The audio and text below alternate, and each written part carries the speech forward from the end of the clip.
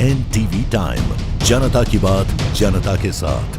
सरकारी आदेशों को खुली चुनौती, प्रांत अध्यक्ष विकास कुमार यादव पर आचरण नियम तोड़ने के गंभीर आरोप। छत्तीसगढ़ स्वास्थ्य विभाग में एक ऐसा मामला सामने आया जिसने प्रशासनिक गलियारों में हलचल मचा दी।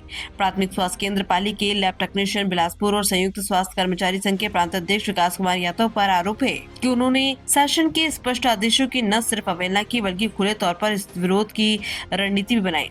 सूत्रों के मुताबिक राज्य शासन ने लैब, सीटी स्कैन और एक्सरे सेवाओं के संचालन का जिम्मा HLL के माध्यम से कराने का निर्णय लिया था। ये एक नीतिगत फैसला था जिसका पालन सभी संबंधित कर्मचारियों के लिए अनिवार्य है। लेकिन आरोप है कि विकास यादव ने इस निर्णय के खिलाफ मोर्चा खोलते हुए अपने संघ से जुड़े कर्मचारियों को नेता प्रतिपक्ष से संपर्क कर विरोध दर्ज कराने के लिए प्रेरित किया। प्रशासनिक जानकारों का कहना है कि यदि कोई शासकीय कर्मचारी सीधे तौर पर राजनीतिक हस्तक्षेप की कोशिश करता है तो ये छत्तीसगढ़ सिविल सेवा आचरण अधिनियम 2006 का गंभीर उल्लंघन माना जाता है। सरकारी कर्मचारी किसी राजनीतिक दल या नेता से मिलकर शासन के निर्णयों का विरोध नहीं कर सकते। विरोध दर्ज कराने के लिए वैधानिक प्रक्रिया मौजूद है, ज्ञापन, संघीय प्रतिनिधित्व या वैधानिक आंदोलन, लेकिन सीधे राजनीतिक मंच का सहारा लेना नियमों के खिलाफ है। मामला यही नहीं थमता। आरोप ये भी है कि सूचना के अधिकार RTI का बार बार इस्तेमाल कर प्रशासनिक कामकाज में अनावश्यक बाधा डाली गई। साथ ही शासकीय दायित्वों के निर्वहन में लापरवाही बरतने से विभागीय कार्य भी प्रभावित हुए। इस पूरे घटनाक्रम पर जब विकास कुमार यादव से प्रतिक्रिया ली गई तो उन्होंने कहा कि हमने कर्मचारियों के हित में पत्राचार किया है। शासन से पत्राचार करने की अनुमति मांगी गई है, प्रक्रिया जारी है। लेकिन सबसे बड़ा और तीखा सवाल यही उठ रहा है कि जब संगठन को पत्राचार की अनुमति ही नहीं मिली तो फिर शासन के आदेश के विरोध में पहले ही पत्राचार क्यों किया गया? क्या ये खुली अवज्ञा नहीं है? स्वास्थ्य विभाग के भीतर चर्चा है कि यदि ऐसे मामलों पर कड़ी कार्रवाई नहीं होती तो अनुशासन व्यवस्था पर सवाल खड़े होंगे। प्रशासनिक विशेषज्ञों का मानना है कि यदि आरोप सिद्ध होते हैं तो निलंबन, कारण बताओ नोटिस या अन्य सख्त विभागीय कार्रवाई संभव है।